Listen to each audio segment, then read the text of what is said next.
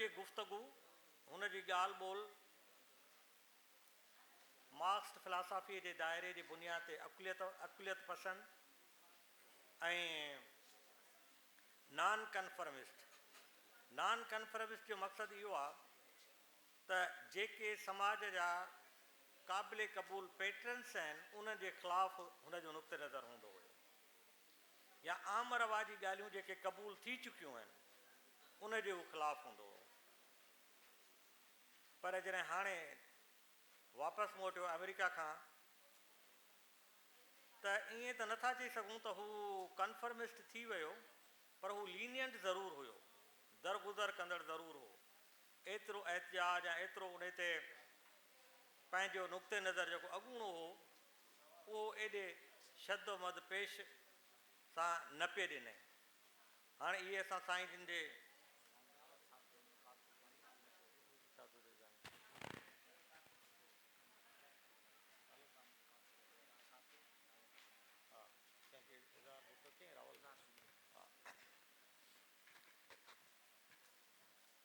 जीअं मूं गुज़ारिश कई त असांजा पैनलिस्ट ऑन वे आहिनि, पर कंहिं सबब जे करे रोड ट्रैफ़िक जे करे हू डिले आहिनि ऐं डिले एतिरो आहिनि जो शायदि असां सेशन खे ओतिरा मिनट्स होल्ड न करे सघूं। उन गैप खे फिल करण लाइ, इन मसइले खे हल करण लाइ मां गुज़ारिश कंदुसि इज़हार सुमरो साहब खे त उहे अचनि स्टेज ते अची विया आहिनि। उन खां पोइ आउं फैमिली मेंबर जेको संदसि भाइटियो आहे रावल खे गुज़ारिश कंदुसि त उहे स्टेज ते अची विया।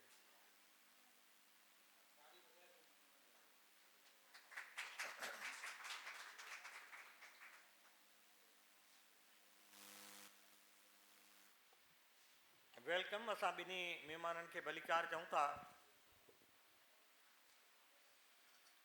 ऐं मां पहिरीं गुफ़्तगू पहिरीं जेका ॻाल्हि ॿोल आहे इज़हार खां शुरू कंदुसि। इज़हार साहिबु, जीअं असां सभु सम्झूं था त हिकु शख़्स जा मुख़्तलिफ़ वक़्तनि ते दौरनि ते मुख़्तलिफ़ दोस्त रहनि था। हिकिड़ा कॉलेज जा दोस्त आहिनि, हिकिड़ा स्कूल जा दोस्त आहिनि, हिकिड़ा ॻोठ या शहर जा दोस्त आहिनि, जी हिकिड़ा सियासी वाबिस्तगियुनि जे बुनियाद ते दोस्त आहिनि। पर जावेद में इहा ख़ूबी हुई त हू सभिनी दौरनि जा दोस्त गॾु खणी हलंदो हो। शिकारपुर जा दोस्त, यूनिवर्सिटी जा दोस्त, बल्गारिया जा दोस्त, सियासी पार्टियुनि सां उथ वेहण दौरान जेके संगतूं दोस्तियूं थियूं सभिनी सां गॾु खणी हलंदो हुयो। त उहा उनजी शख़्सी डायनामिक्स कहिड़ी हुई जो सभिनी माण्हुनि खे गॾु खणी हलंदो हो। उमूमन ईअं न ॾिठो वियो आहे। जी ॾिसो, आम तौर ते जेके घणो पढ़ण वारा माण्हू हूंदा आहिनि उहे घणो ॻाल्हाईंदा बि आहिनि। उन्हनि खे हर वक़्तु हिकिड़ी दिलि में इहा अहसासु हूंदो आहे त मां एक्सप्रेस कयां ऐं पंहिंजो शेयर कयां ॻाल्हियूं, ठीकु आहे। पर जावेद साहबु हिकिड़ो इन मामले में हिकिड़ो इंतिहाई मुनफ़रिद माण्हू हुयो। जेतिरो पढ़ियो गढ़ियो माण्हू हो, जेतिरो क़ाबिल माण्हू हुयो, मूं पंहिंजी सांभर में जेके माण्हू न मिलिया हूंदा आहिनि जावेद साहिब सां, मां उन्हनि खे शेयर करणु थो चाहियां। मूं पंहिंजी सांभर में एॾो बाशऊर माण्हू कोन ॾिठो, एतिरो शयुनि खे सम्झण वारो। पर साॻे वक़्त ते जेको हुनजी सभ खां वॾी ख़ूबी हुई त हू गुड लिसनर हुयो। तव्हां हिकिड़ो आम स्टूडेंट जेको पहिरियों दफ़ो यूनिवर्सिटी में दाख़िला वठे, जीअं असां मिसाल हुन ज़माने में यूनिवर्सिटी में पढ़ियासीं पिए, त जॾहिं पहिरियों दफ़ो जावेद साहिब सां मुलाक़ात थी त हुन असांजी ॻाल्हि एॾी देरि वेही ॿुधी जो असांजे लाइ पहिरीं त इंस्पिरेशन इहा हुई त पाण हेॾो कॉम्पिटेंट ऐं क़ाबिल माण्हू जंहिंजो ज़िक्र सोसाइटी में थींदो रहंदो हुयो, उहो माण्हू, छो त मूं यूनिवर्सिटी खां अॻु में जावेद साहिब जा हिकु ॿ लेक्चर अटेंड कया हुआ, हिकिड़ा प्रोग्राम्स वर्कशॉप्स अटेंड कया हुआ, त मुंहिंजे ज़हन में हिकिड़ो ख़ाको हुयो जावेद साहिब जो। पर कमाल इहो हो त जॾहिं मूं ॻाल्हायो पिए त हुन ॿुधो पिए वेठे। रवायत इहा हूंदी आहे त उस्ताद जेके हूंदा आहिनि उहे शागिर्दनि खे कंहिंजूं ॻाल्हियूं ॿुधाईंदा आहिनि। त हिकिड़ो त हिनजी हिकिड़ी इहा वॾी कमाल जी ॻाल्हि हुई। ॿियो, हुन वटि एज जो फैक्टर न हुयो। ऐं इहा ॻाल्हि इन करे बि चवां थो त हिन दौर में बि जेके टीचर्स आहिनि, जेके कॉलेजनि में मिसाल हिते बि वेठा हूंदा कुझु टीचर्स, उस्ताद जेको आहे उनजे लाइ सभ खां अहम ॻाल्हि इहा आहे त हू पंहिंजे शागिर्द जो दोस्त हुजे, हुनजी ॻाल्हि ॿुधे, जी अंग्रेज़ी में चवंदा आहिनि त बेस्ट टीचर उहो आहे जेको हर वक़्तु अवेलेबल हुजे पंहिंजे ॿार जे लाइ, स्टूडेंट जे लाइ। जावेद साहब ईअं हुयो, he was always available to us. असीं मुख़्तलिफ़ इशूज़ खणी हुन वटि वेंदा हुआसीं डिपार्टमेंट में। अञा मज़े जी ॻाल्हि त आउं पढ़ंदो हुउसि इंटरनेशनल रिलेशन्स में, जावेद साहब पढ़ाईंदो फिलासफ़ी में। पर जॾहिं उते तव्हां वेंदा हुन जे कमरे में क्लासरूम में त हिकिड़ो यूटोपियन माहौल हूंदो, ऐं जावेद साहब जे क्लासरूम में ईअं कोन हूंदो त रुॻो हुन जा स्टूडेंट हूंदा हुआ, ॿियनि डिपार्टमेंट जा स्टूडेंट बि अची वेहंदा हुआ। ऐं ईअं असां इहे तजुर्बा मुख़्तलिफ़ ॾिठासीं त मुख़्तलिफ़ डिपार्टमेंट जे ॿारनि पंहिंजा शोभा छॾे फिलासफ़ी जॉइन कई। त हाणे इहे जेके सभु ॻाल्हियूं हुयूं इहे हुन जूं पर्सनल ट्रेड्स जेके माण्हू जा थियनि था न, पाण जेका शुरूआति जावेद साहब ते ॻाल्हि ॿोली कयूं था, उहो हुन जो पर्सनल ट्रेड्स आहिनि।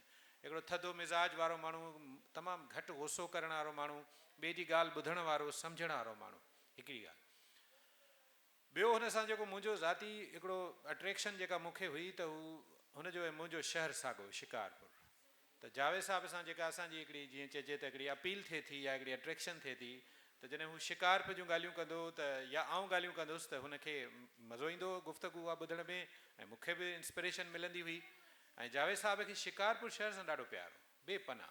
हुनजी जेका ज़िंदगी में सम्झो त हिकिड़ी सभ खां वधीक पसंदीदा मौज़ू गुफ़्तगू जो उहो शिकारपुर रहियो। उनजा बाग़, उन जूं घिटियूं, छाकाणि त हाणे शिकारपुर जंहिं हालत में आहे उनजा ज़िम्मेवार असीं सभु बि आहियूं, जेके असां उनजा नालाइक़ फ़र्ज़ंद आहियूं शहर जा, जेके उनखे छॾे ॿियनि जायुनि ते वञी वेठा आहियूं।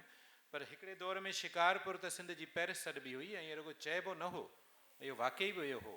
मिसाल जावेद साहब हिकिड़े दफ़े मूंखे ॿुधायो त तव्हां शिकारपुर जी अहमियत जो अंदाज़ो लॻायो त हींअर त इंटरनेट जो दौरु आहे, पर 19th सेंचुरी में जॾहिं कार्ल मार्क्स लिखे थो पंहिंजो किताबु, त उन में बि शिकारपुर जो ज़िक्र करे थो त ही हिन ख़िते जी हिकिड़ी वॾी मंडी हुई, हिकिड़ो वॾो मार्केट हुयो। त हाणे इन मां अंदाज़ो लॻायो त हीउ शहर उन वक़्तु छा हो। सेंट्रल एशिया ॾांहुं जेतिरो बि वापारु थींदो हो, जेके बि मामला थींदा त इहो रस्तो शिकारपुर जो हूंदो। पंजाब जा माण्हू बि हितां फिरी ऐं पोइ वेंदा हुआ इन पासे। त जावेद साहब खे उहे सभु तारीख़ जा उहे मामला शिकारपुर जा, शिकारपुर शहर, उन जूं घिटियूं, रस्ता, उते जा अदीब, शाइर। मिसाल असांखे फ़ख़ुरु आहे त सिंध जो हिकिड़ो वॾो नालो सिंधी शाइरीअ जो, बल्कि 20वीं ऐं 21वीं सदीअ जो ऐं मुस्तक़बिल जो वॾो नालो शेख हयाज़, उहो बि शिकारपुर सां आहे। सो हिकिड़ो ॿियो जेको असांजो तालुक़ु जावेद साहब सां जुड़ियो उहो शिकारपुर जे पस मंज़र में हुयो, उन शहर जे हवाले सां जेके गुफ़्तगू ऐं ॻाल्हियूं ऐं मामला थींदा हुआ। टियों इहो हो त जावेद साहब जंहिं ज़माने में असां सां मुलाक़ात कई, उहो लॻभॻि उहो दौरु हो जॾहिं ही कम्युनिस्ट ब्लॉक जो कोलैप्स पियो थियो।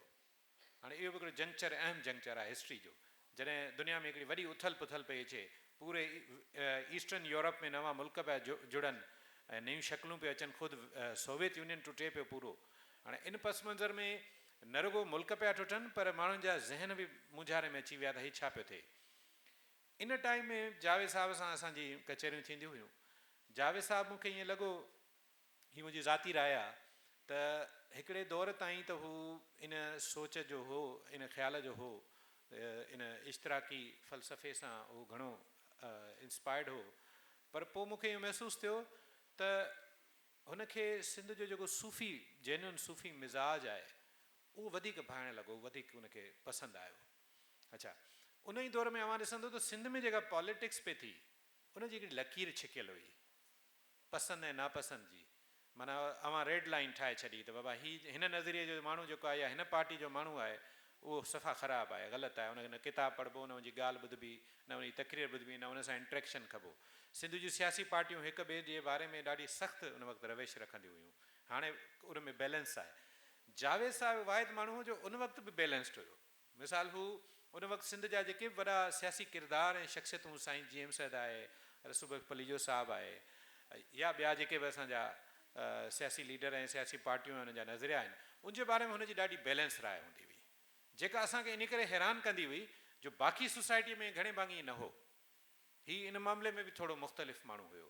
त इहे सभु शयूं, ऐं हूअं बि इन्हनि खे ॿुधाइणु खपे त नौजवाननि खे बि ॿुधाइणु खपे त माण्हू थोरो पढ़नि था त वॾा मज़मून लिखी था वञनि।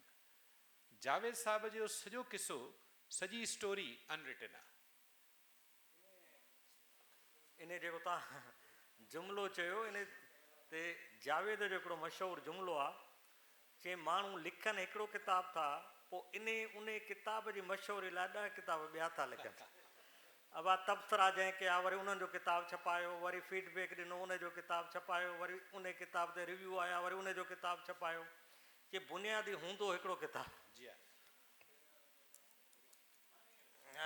राहुल, मां इज़हार खां पोइ तव्हां भाइटिया आहियो ऐं कॾहिं कॾहिं ईअं हूंदा आहिनि, आम माण्हू बि हूंदा आहिनि, वॾा माण्हू बि हूंदा आहिनि, सभु माण्हू ईअं बि हूंदा आहिनि, के माण्हू न बि हूंदा आहिनि, त हू पार्ट्स में लाइफ गुज़ारींदा आहिनि। तमामु डैशिंग पर्सनैलिटीज़ खे तव्हां ॾिसंदो साहिबनि जे अॻियां जहिड़ा कुकड़, वरी उहे कमज़ोर जे अॻियां सफ़ा तीसमार खान, वरी घर में त ॼण त बसि हिन जे उथण वेहण सां घरु हले थो। हिकु शख़्स जा मुख़्तलिफ़ सिलेक्टिव बिहेवियर थियनि था, जेके हू चूंडे खणे थो ऐं चूंडे बि उन करे थो जिथे हुनखे नुक़सानु सम्झे थो त पवंदो उते हू ॿिए नमूने पेश थो अचे, जिथे सम्झे थो त फ़ाइदो पवंदो त ॿिए नमूने पेश थो अचे, जिथे सम्झे थो पुछाणो ई न थींदो उते ॿिए नमूने पेश थो अचे। त असां वटि सिंधी समाज में घर अंदरि औरतूं मायूं सभ खां वधीक वनरेबल आहिनि। त मां राहुल खां पुछंदुसि त हुनजो घर में रवैयो ख़ासि तरह पंहिंजे भाइटियुनि भाणेजियुनि ऐं ख़ासि तरह छोकिरियुनि ऐं मायुनि सां कीअं हूंदो? Assalamu alaikum. I would like to thank the management for inviting me, especially Rizal Sumo sahab. He topic ॾाढो मुश्किल आहे जावेद भुट्टो ते ॻाल्हाइण, छो कि मतिलबु it's very close to our heart ऐं it's very emotional.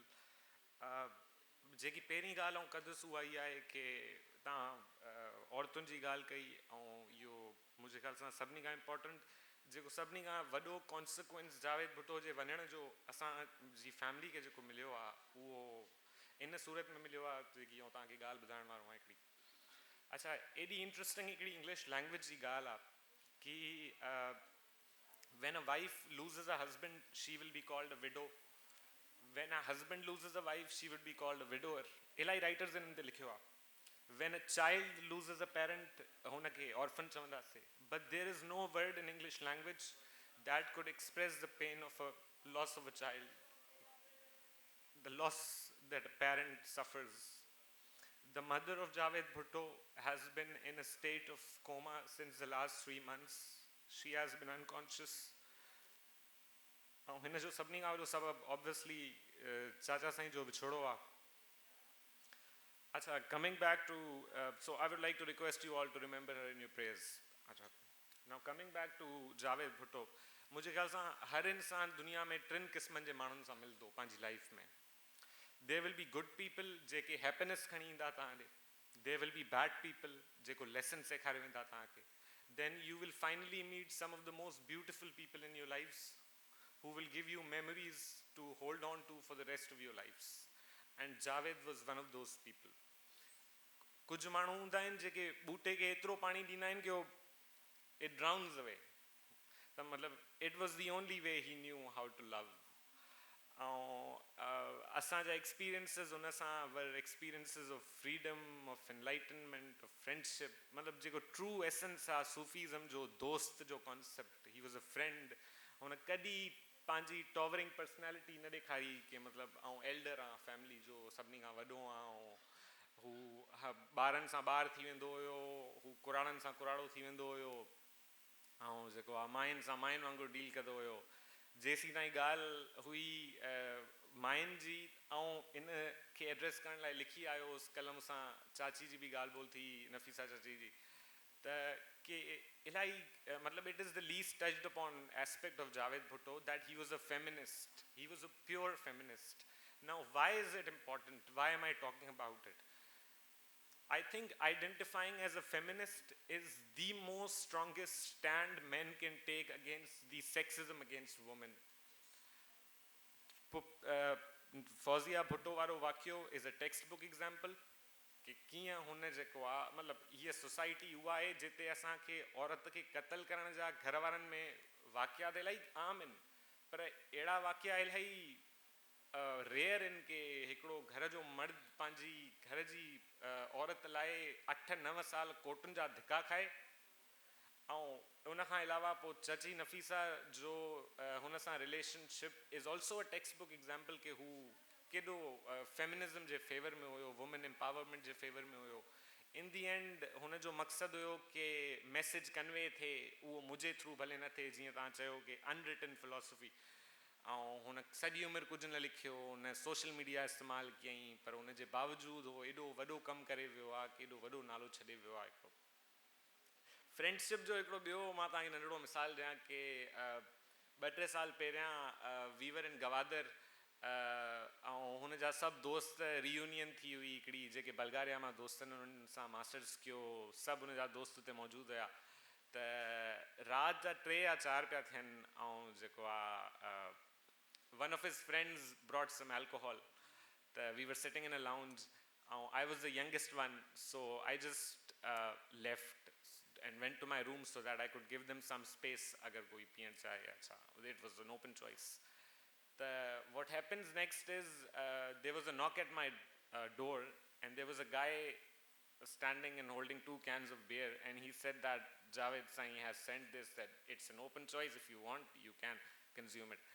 So for a minute I was like, is this some sort of a trick he's playing on me? But you know, just point being, he was so friendly कि हुन कॾहिं बि असां ते को sanctions न रखिया, कॾहिं restrictions न हुयूं, दोस्तनि वांगुरु dealings हूंदियूं हुयूं. ऐं सभिनी खां इम्पोर्टेंटली हू मुंहिंजे लाइ गूगल हूंदो हुयो. मतिलबु तव्हां इमेजिन कयो कि हिकिड़ो ॾींहुं तव्हां सुबुह जो उथो तव्हांजो गूगल ख़तमु थी वञे. मतिलबु from religion to music to history to philosophy, को बि एकेडमिक क्वेरी हुजे या पर्सनल लाइफ में को मसइलो हुजे, ऐं शायदि पंहिंजे पेरेंट्स खां कुझु ॻाल्हियूं शेयर न करे सघियो हुजुसि, पर जावेद वॉज सो ओपन ऐं एॾी इहो कंफर्ट ज़ोन ॾींदो हुयो कि ईज़िली तव्हां हुन सां जेको आहे ओपन अप जेको आहे थी पिया सघो. इन खां अलावा माण्हू चवंदा आहिनि कि हुन ॾाढी अनप्लैंड ज़िंदगी गुज़ारी, मतिलबु कि MBBS खां कीअं कराची यूनिवर्सिटी में फिलोसफी, पोइ इंडिया हलियो वियो, पोइ बल्गारिया हलियो वियो हुतां. पर आई थिंक हुन प्लैनिंग कई, ऐं उहा प्लैनिंग अॻिते जे 100 सालनि जी प्लैनिंग हुई. हुन हिकिड़ी जनरेशन पैदा करणु चाही स्टूडेंट्स जी, जेके स्टूडेंट्स अॻिते वञी ॿिया स्टूडेंट्स प्रोड्यूस करनि, ऐं हिकिड़ा क्रिटिकल थिंकिंग जी बुनियाद ते जनरेशन क्रिएट कजे जेकी स्टेटस को खे चैलेंज करे, जेकी सोसाइटी जे institutions, be it religion, be it family, be it culture, उन जे जेकी स्टीरियोटाइप्स आहिनि उन्हनि खे चैलेंज करे हिकिड़ो इनलाइटेंड बीइंग जी तरफ़ जेको आहे सोसाइटी वञे. त हुन प्लैनिंग कई, पर उहा पंहिंजे लाइ न कई, हुन सोसाइटी लाइ प्लैनिंग कई. महिरबानी. तव्हां फैमिली जी ॻाल्हियूं कयूं जावेद जूं, ऐं असां सभु असांजा काफ़ी हम उमिरि जावेद जा दोस्त रहिया, या असां दोस्त हुजण जी दावा कयूं था. ॿिनि ॻाल्हियुनि में जावेद तमामु जेको मूं हुनखे स्ट्रॉन्ग ॾिठो, मुंहिंजो तमामु घणो अरसो कराची में जावेद सां गॾु रहियो. सरावान होटल में हिकिड़ो बलूचिस्तान जो जेको शिकिल सूरत मां लॻे पियो माण्हू अचे मिलियो, जावेद मां वेठासीं, ॿाहिरि विया, मोटी आयो, 10 मिंट खनि लॻा. त मूं जावेद खां पुछियो छा पियो चए तोखे? चईं ही मूंखे धमकाइण आयो हो त फौज़िया भुट्टो जे केस तां तूं हथु खण, न त असां तोखे वॾो नुक़सानु ॾींदासीं, ऐं कंहिं सरदारनि जो इहो नियापो खणी आयो. त मूं चयो पोइ तो हुनखे छा चयो? त चई मूं हुनखे सलाह ॾिनी त इहा धमकी तूं जज खे ॾे त तव्हांजे हक़ में फ़ैसिलो करे, बाक़ी मां केस तां वितरा न थींदुसि. चई मूं जॾहिं हुनखे इहा सलाह ॾिनी त हिकिड़ो तो परेशान थियो त जज खे कीअं सरदार धमकी ॾिए. त ही सीरियस मौज़ूअनि खे बि ईअं लाइटली डील कंदो हो. ॿियनि लफ़्ज़नि में हुनखे इहा ॻाल्हि सम्झाइण जी कोशिशि कंदो हो त तूं केॾी बेवकूफ़ी वारी ॻाल्हि थो करे, इन वे डिफरेंट तरीक़े सां. ॿी अहम ॻाल्हि जावेद जी, पंहिंजे ॻाल्हियुनि में जेतिरे क़दुरु मूंखे यादि आहे त जावेद बार बार इहा ॻाल्हि कंदो हो त शाह लतीफ़ फेमिनिस्ट पोइट आहे, ऐं 2007 या 5 में सिंधी डिपार्टमेंट ख़ैरपुर मीरस जेको पेपर कढियो उन में इहो सुवालु आयो ऐं उन कचहरी में उहो उस्तादु हुयो त मिसाल ॾेई सम्झायो या साबित कयो त शाह लतीफ़ फेमिनिस्ट पोइट आहे। उन खां पोइ इहो ट्रेंड वधीक मशहूरु थियो। ईअं जावेद जूं कयूं ॻाल्हियूं आहिनि। जीअं इज़हार चयो त जावेद हर कंहिंखे गौर सां ॿुधंदो ऐं तव्हां केॾी बि बेउसूली छसी ॻाल्हि कयो उहो अजब खाई ॿुधंदो। ॿ ॻाल्हियूं हुनजो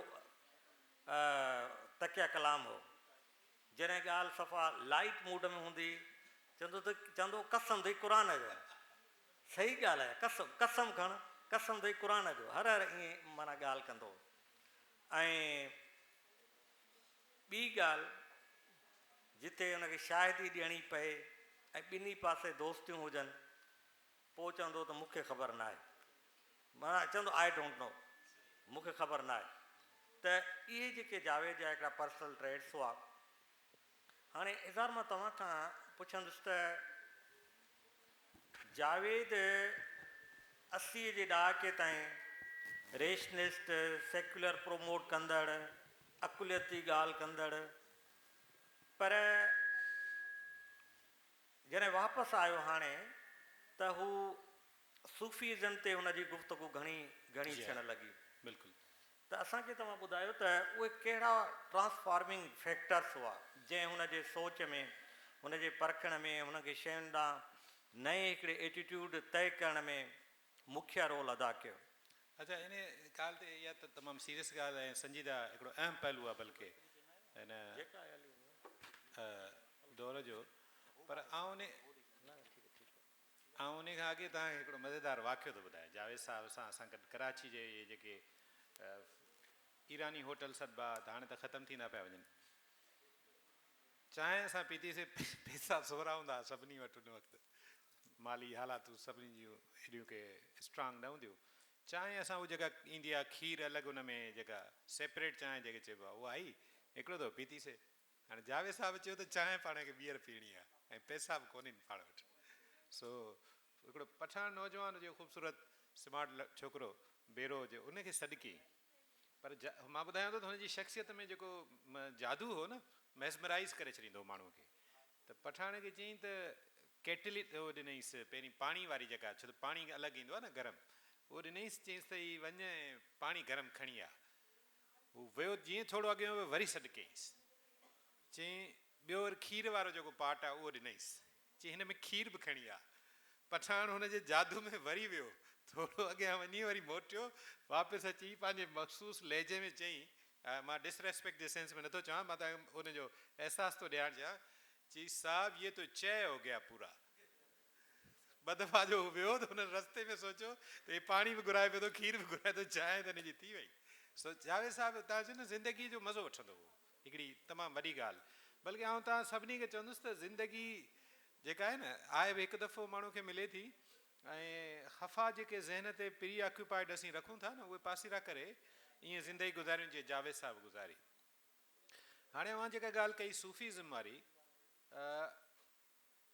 पोयनि 20 सालनि में इहो ख़फ़ो जेको बि हुयो दोस्तनि खे हिकिड़ी मख़सूस आइडियोलॉजी जे पुठियां ऐं उनजे पुठियां इनकलाबनि ऐं ॿियनि मामलनि जो, त उन में हिकिड़नि माण्हुनि इन ॻाल्हि खे क़बूलु कयो त हीअ जेको कुझु तोड़ फोड़ थी ऐं जेके कुझु नाकामियूं थियूं, तव्हां नाकामियूं बि चई सघो था उनखे, कुझु ॿियो बि नालो ॾेई सघो था, त उन 90s वारे दौर में, यानी कि जेको गोरबाचेफ वारो जो सॼो मामिलो आहे, ऐं उन खां पोइ उन में जावेद साहिबु हिकिड़ो फ्लैक्सिबल माण्हू हो, हुन शयुनि खे अंडरस्टैंड कयो त भई जंहिं बल्गेरिया में मां वियुसि ऐं जेके शयूं उते मां ॾिठियूं, हाणे उहो ॿियो बल्गेरिया आहे, उहो ॿियो यूरोप आहे, ईस्टर्न यूरोप। जावेद साहिबु पढ़ियो बि हुते ईस्टर्न यूरोप में न, त ईस्टर्न यूरोप जी फिनामिना ई अलॻि आहे, माना हुनजो कल्चर ॾाढो रिच आहे, हेरिटेज ज़बरदस्तु आहे।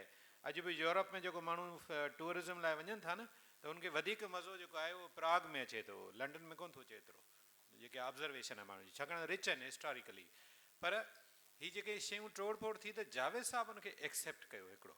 पर इन लिहाज़ खां इन हद ताईं ईअं न चवंदुसि त इहो उन नज़रिए जे कम्युनिस्ट ब्लॉक जे फेल्योर खां पोइ जावेद साहब जे अंदरि आयो, न।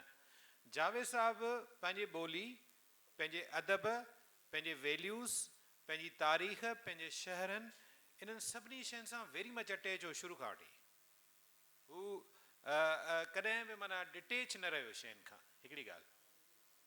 ॿियो, हू स्ट्रेट फॉरवर्ड माण्हू हुयो, आउट स्पोकन माण्हू हुयो, ठीकु आहे। हुन वटि इहो खोल न हो हिकिड़े ख़ासि नज़रिए जो। इन करे मूं तव्हांखे चयो न त उन वक़्तु, मूं सवेल बि ॻाल्हि कई, त उन वक़्तु जेके ॿिया माण्हू हिकिड़े नज़रिए जी ऐनक पाए ॾिसंदा शयुनि खे, त इज़हार सुमरो अगरि हिन नज़रिए जो माण्हू आहे त पोइ सुठो आहे, जेकॾहिं साम्हूं वारे जो बि नज़रियो साॻियो आहे, ऐं जे इज़हार सुमरो हुनजे नज़रिए जे ख़िलाफ़ु नज़रिए खे मञे थो त ख़राबु माण्हू आहे। जावेद साहब वटि इहा परसेप्शन हिकिड़ी त न हुई। ॿी ॻाल्हि, जावेद साहब जो प्रॉब्लम न आहे सूफ़ीज़म। मुंहिंजी ज़ाती राय इहा आहे त हीअ जेका रूहानियत वारो मामिलो आहे, मिस्टिसिज़म वारो मामिलो आहे, अवां ॾिसो सॼे वेस्ट में इहो बहस आहे। मिसाल मौलाना रूम जो जेको रिवाइवल थियो आहे, उहो हाणे ईरान में कोन थियो आहे, हीअ नई जनरेशन में, उहो वेस्ट में थियो आहे। He is the most popular poet in west. हीअ हिकिड़ी मिसाल आहे नंढड़ी, पर अदरवाइज़ बि अवां ॾिसो जेके ईस्टर्न यूरोप मां जेके राइटर्स ख़ासि तौरु अचनि था, या इवन ॿियनि उन्हनि मां, उन्हनि जे लिखणियुनि में बि ही टच आहे।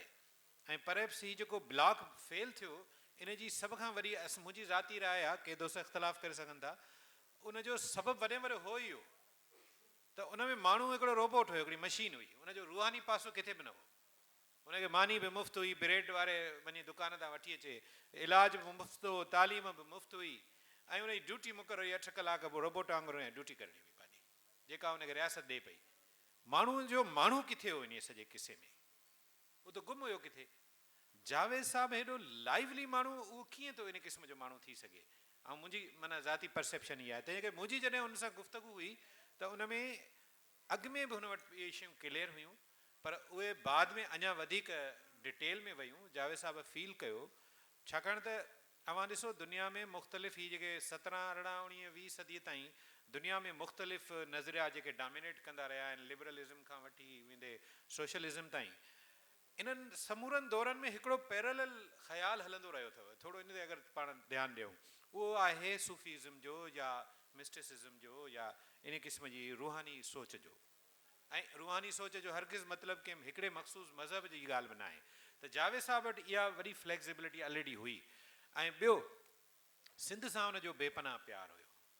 असां इहो ॾिठो आहे त ख़ासि तौरु हिकिड़ो लेफ्टिस्ट स्कूल ऑफ थाट जा माण्हू मतिलबु पंहिंजे वतन सां प्यार जे हवाले सां थोरी हेज़िटेशन फील कंदा आहिनि ख़्यालु कंदे। ऐं ॿिए पासे वरी ॿिया माण्हू जेके पंहिंजे वतन सां प्यारु कनि था, उहे वरी उन तबक़ाती मामले ते घटि ॻाल्हाइनि था। पर जावेद साहब वटि इहो बि बैलेंस हुयो। मिसाल हुनखे जॾहिं अमेरिका में हींअर रिसेंटली हुनजी हिकिड़ी वीडियो तव्हां ॾिठी हूंदी, यूट्यूब ते सर्च करे वरी ॾिसी सघो था, जेका वायरल थी, त हुनखे ॾिसो, पाकिस्तान बि असां सिंध जे माण्हुनि ई ठाहियो न, रेज़ोल्यूशन्स बि हिन सिंध असेंबली मां पास थिया। पर जेकॾहिं असांखे तव्हां ज़बरदस्ती वरी बि चवंदो दादा तूं पाकिस्तानी थी, पको थी, त इहो त वरी ज़्यादती थींदी न। जेको जंहिं माण्हू ठाहियो आहे हुनखे तव्हां वरी चओ। त जावेद साहब खे ईअं हिकिड़े माण्हू टांट कयो, त जावेद साहब हुनखे शानदार जवाबु ॾिनो। उहो यूट्यूब ते वीडियो बि मौजूदु आहे। त हुनखे चयो त मां 5000 सालनि खां सिंधी आहियां। मुंहिंजो तारुफ़ इहो आहे त मां 5000 सालनि खां सिंधी आहियां ऐं गुज़िरियल 70 सालनि खां पाकिस्तानी आहियां। ऐं तूं मूंखे सेखारी पियो त तूं हीअं थी ऐं हूअं थी। उहो माण्हू पियो सेखारे जेको ॿिए पासे ॾांहुं हिजरत करे ऐं हिते आयो आहे। त हू पंहिंजे अंदर में कोर पंहिंजे वतन सां प्यारु करण वारो माण्हू हुयो। ऐं ॿियो, हुन वटि दलील जी ज़बान हुई। हू पंहिंजे सख़्तु मुख़ालिफ़ सां बि डायलॉग कंदो, गुफ़्तगू कंदो, जंहिंजी हिन वक़्तु शदीद ज़रूरत आहे। ऐं इन करे चवां थो जो हीउ जेको सोशल मीडिया जो जहान थियो आहे न, इन में वरी हिकिड़ो नेगेटिव पहलू कहिड़ो आयो त अवां सां जेको इख़्तिलाफ़ रखे थो माण्हू, उनजे बारे में जेको रवैयो आहे असांजो, उहो ॾाढो एग्रेसिव आहे।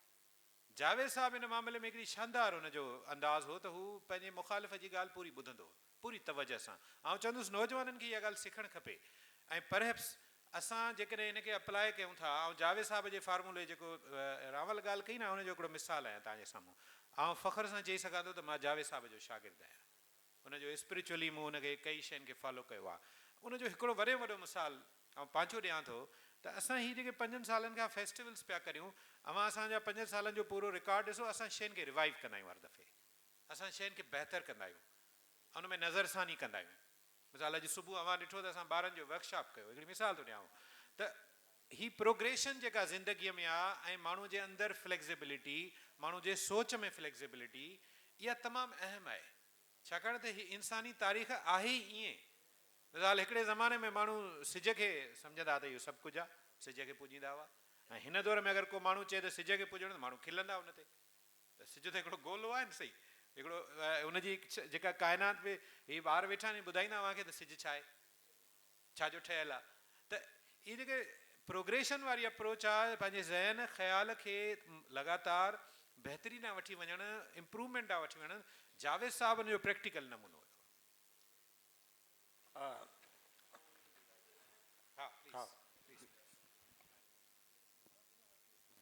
अच्छा, इन ॻाल्हि में त को शक ई कोन्हे, को मतिलबु एज सां जीअं जीअं उनजी एज वधंदी वई, हू वेस्टर्न फिलॉसफी खे हद खां वधीक क्रिटिसाइज़ करणु हुन शुरू कयो। जेतिरा बि एग्ज़िस्टेंशलिस्ट राइटर्स आहिनि, ऐं हुन सां आख़िरी 3-4 सालनि में असांजा बि इलाही आर्ग्यूमेंट्स हलंदा पिया हुया त हू बिकॉज़ ऑफ अमेरिकन लाइफ जेकी हिकिड़ी फास्ट लाइफ आहे, जंहिंमें आइसोलेट थी करे इंसान खे जेको आहे, ऐं हिकिड़ी हबड़ दबड़ वारी जेकी ज़िंदगी आहे, उनमें एंज़ाइटीज़ सां जूं पीक ते आहिनि, तव्हांजी डिप्रेशन आहे, त उन जे करे हर इंसान दे look for ways to tame their anxieties, ऐं हुन जो ज़रियो नंढे हूंदे खां किताब हुयो। त हाणे किताबनि में बि हुनखे ॻोल्हणो पियो कि कहिड़ा उहे टेक्स्ट्स आहिनि जेके मुंहिंजूं एंज़ाइटीज़ टेम थियूं करे सघनि। is the reason he moved from socialist leftist ideology खां हू पासे थींदो mysticism जी तरफ़ वियो। इनिशियल स्टेजिस में हेगल ऐं मार्क्स हुनजी पॉलिटिकल आइडियोलॉजी शेप कयूं त हींअर रूमी ऐं इब्न अरबी हुनखे हिकिड़ो मिस्टिक ॾिनो, पर उनजो दिलि भिटाईअ सां गॾु हुयो हमेशह। जेको आहे हू सिंध में हुयो, जेको आहे जीअं ईअं ई तव्हां ॻाल्हि कई कि स्टेट सां प्यार, वतन सां प्यार, त हिकिड़ो ॾींहुं हुन मूंखे चयो कि why does everyone wants to die for this country? Why does nobody wants to live for it?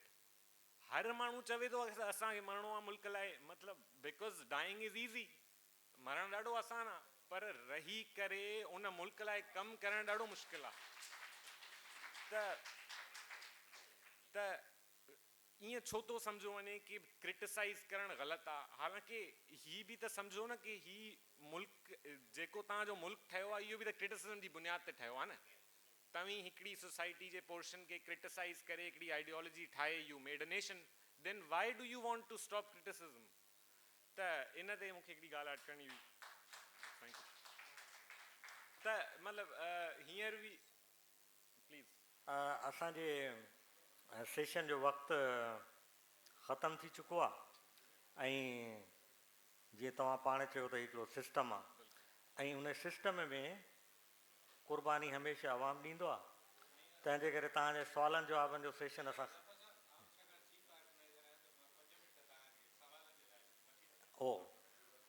Yes great. Javed जेके साईं ॿिन्ही असांजे दोस्तनि ॻाल्हियूं कयूं, असां वटि 5 मिंट आहिनि। जावेद जो हिकिड़ो वॾो स्किल हुयो, जहिड़ो माण्हू जेतिरी लेवल ताईं सम्झी सघंदो हो, उनखे ओड़ो जवाबु ॾींदो हुयो।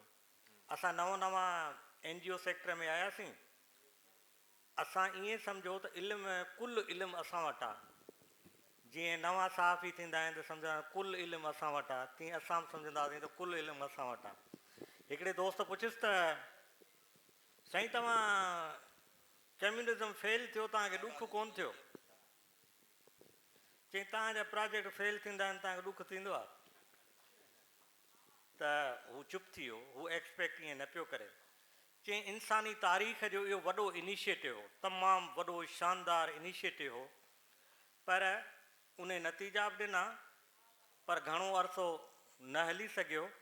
पर उन जो मतिलबु ईअं न आहे त उहो इनिशिएटिव बेकार हो, कंहिं कम जो कोन हो, उन जा नवां फॉर्म थींदा। ऐं उनखे चई नौजवान हिकिड़ी ॻाल्हि ॿुधी छॾ, ज़ुल्म बि आहे, ज़ालिम बि आहे, मज़लूम बि आहे, ऐं जिदोजहद बि आहे। पोइ नाला तूं उनखे भली जेके पंहिंजे सहूलियत लाइ ॾीं ऐं उन लाइ जिदोजहद जारी रहंदी। पोइ तूं उनखे सोशलिज़म चईं, उनखे तूं आज़ादी तहरीक चईं, उनखे तूं तबक़ाती जिदोजहद चईं, उनखे तूं कल्चरल रिवोल्यूशन चईं, जेको चईं। सो हाणे असां अचूं था सुवालनि जवाबनि तरफ़। 5 मिंटनि में असां 5 मिंट माना मुंहिंजे ॻाल्हि खां पोइ टे असां सुवाल वठंदासीं प्लीज़। भई हिकिड़ो सुवालु कंदो छा? अच्छा, तव्हां पंहिंजो नालो ॿुधाइजो ऐं ॿुधाइजो तव्हां कंहिंखां पुछणु था चाहियो। जी, मुंहिंजो नालो नवीद मुंतज़िर आहे। मुंहिंजो सुवालु जेको आहे साईं इज़हार खां आहे। साईं चयो त जेके लेफ्टिस्ट थिंकिंग जा माण्हू हूंदा आहिनि या उन थिंक टैंक जा जंहिंसां वास्तो आहे, त उहे वतन सां जेको आहे हुब करणु ज़ाहिर करण में, एक्सप्रेस करण में हेज़िटेट महसूसु कंदा आहिनि। मां सम्झां थो त जेके बि असांखे जेके हिते माण्हू मिलनि था वतन सां हुब या मुहबत करण वारा, उहे सॼा लेफ्टिस्ट आहिनि। जीअं मिसाल तौरु तव्हां साईं जेम्स सैयद खे ॾिसो, मोहम्मद इब्राहिम जो खे ॾिसो, या जावेद भुट्टो खे ॾिसो, त इन खे तव्हां कीअं जस्टिफाई कंदव? मुंहिंजे ख़्याल में जेके उन दौर जा जेके कम्युनिस्ट पार्टी ऐं सियासत खे ॼाणंदड़ माण्हू आहिनि न, उन वक़्तु ख़ुदि कम्युनिस्ट पार्टी हिकिड़नि मख़सूस माण्हुनि जे हथनि में यरगमाल हुई। उहे हिन सरज़मीन जा माण्हू न हुया, न ई उन्हनि जूं रूट्स हुयूं। उन करे उहे सभु चङी तरह सम्झंदा त मूं इशारो कंहिं न कयो आहे। बाक़ी अव्हां जेका ॻाल्हि चओ था, इहे इन्हनि खे अव्हां लेफ्टिस्ट जी ब्रेकेट में नथा आणे सघो। साईं जेम्स सैयद आहे सिंध जा, ऐं सम्झां थो त इहे इन नज़रियनि खां वॾा माण्हू आहे, मथे माण्हू आहे। छाकाणि त इहे इन्हनि खे सॾींदो आहियां नेशन बिल्डर्स। त हिननि असांजे सिंधी क़ौम जी जेका मिटी आहे उहा ॿीहर गोई आहे। तंहिं करे उनखे हिकिड़ी उन में नथा आणे सघूं। बाक़ी हिकिड़ा जेके उन ज़माने जी लेफ्ट जी पॉलिटिक्स हुई, उन में तव्हां अगरि मिली ॾिसो उन्हनि दोस्तनि सां त तव्हांखे ॿुधाईंदा आहियो। ख़ुदि उहे जेके शामिलु हुआ उन में, उहे ॿुधाईंदा त इहो किसो कीअं हूंदो। ॿियो को सुवाल? जी शुभान प्लीज़।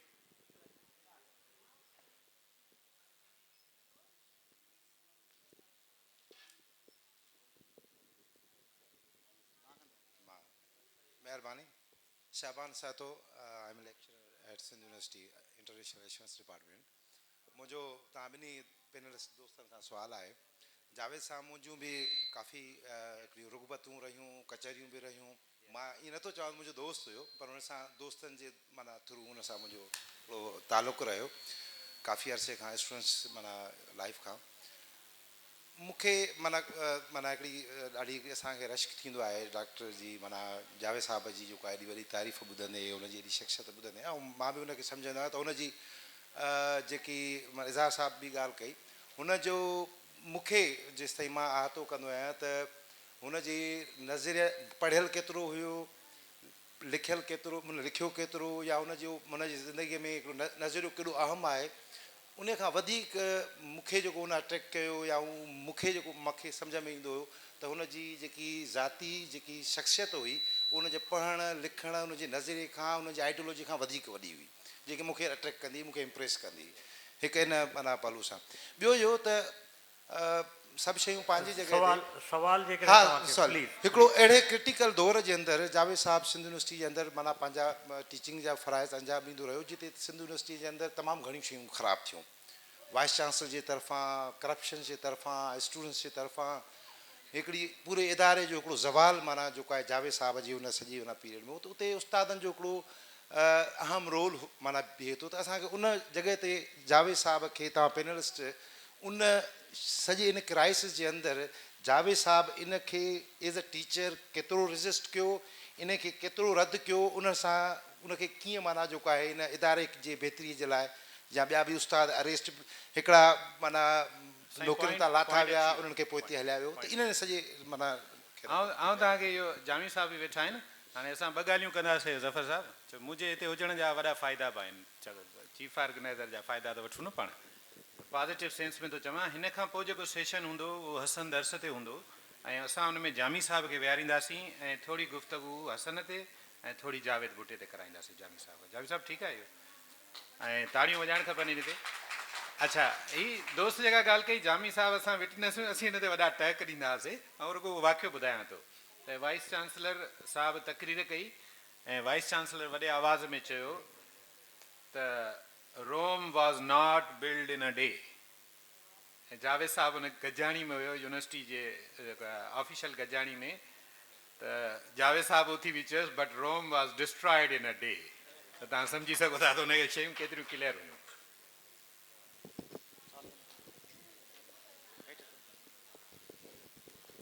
आफ्ताब चंडियो, तव्हां खां मुंहिंजो इहो सुवालु आहे त जावेद भुट्टो साहब मूं यूट्यूब ते सर्च कयो आहे ऐं जामी साहब जा इंटरव्यूज़ हुन सां ॿुधा आहिनि मुख़्तलिफ़ तरीक़े सां। उहो हिकु तमामु वॾो फिलासफ़र माण्हू हो, मतिलबु जेतिरी ॻाल्हि कजे त उहा घटि आहे।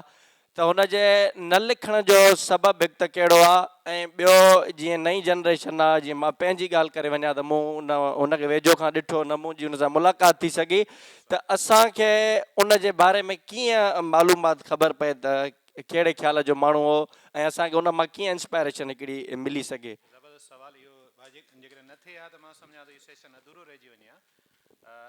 न लिखण जे हवाले सां त जावेद साहिब वटि पंहिंजा रीज़न्स हुआ, ऐं बल्कि आउं सम्झां थो त उहो ग्रीक जेके फिलासफ़र आहिनि उन जी कंटिन्यूटी हुई इन हिसाब में। पर ऐं हीअ शइ तव्हांखे ॿुधाईंदो हलां जेको तव्हां सुवालु कयो, इन मां तव्हांजो इंट्रस्ट बि शो थो थिए। डॉक्टर सहर गुल उन ते इलाही सारो कमु कयो आहे। She is going to bring a book very soon. ऐं उनखां अलावा बल्कि उहो एतिरो तफ़सीली आहे जो काफ़ी सारा किताब ईंदा। ऐं हुन जावेद साहिब खां हिकिड़ा इंटरव्यूज़ कया। ऐं तव्हांखे ॿ टे ॻाल्हियूं ॿुधाइणु ज़रूरी थो सम्झां। हिकिड़ो त साम्हूं वेही बि इंटरव्यूज़ कया जेके रिकॉर्डिड आहिनि। उनखां अलावा हुन सां वरी ऑनलाइन यानी कि चैटिंग जे थ्रू बि हिकिड़ा इंटरव्यूज़ कया आहिनि। ऐं उहे इंटरव्यूज़ मुख़्तलिफ़ मौज़ूअनि जे बारे में आहिनि, माना कंहिं हिकिड़े नज़रिए जा उन जे बारे में न आहिनि। त उहे सभु कंपाइल बि थी रहिया आहिनि, यानी कि रिटन शेप में अचनि पिया। ऐं इन सां मां सम्झां थो त काफ़ी हद ताईं जावेद साहिब जो जेको इहो पहलू हिकिड़ो लिकल आहे हुनजी सोच ऐं अंदाज़ जो, हुनजे ख़्याल ऐं नज़रिए जो, उहो अची वेंदो साम्हूं। ऐं पोइ जॾहिं किताब पब्लिश थींदा त पाण इनशाला मथे भेरे उन ते को हिकिड़ो सेशन बि रखंदासीं ऐं उनखे वधीक बहितर नमूने गुफ़्तगू कंदासीं। असांजो ही सेशन पूरो थियो।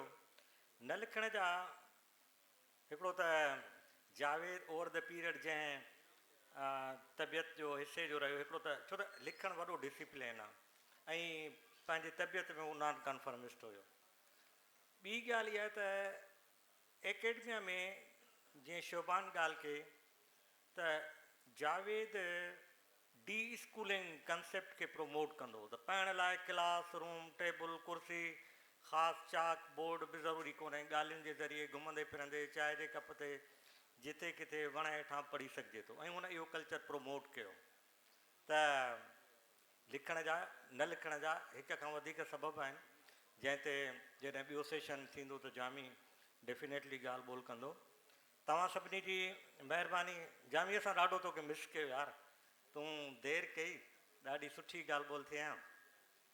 पोइ असांखे रिस्क्यू कयो इज़हार, सो वरी वेलकम।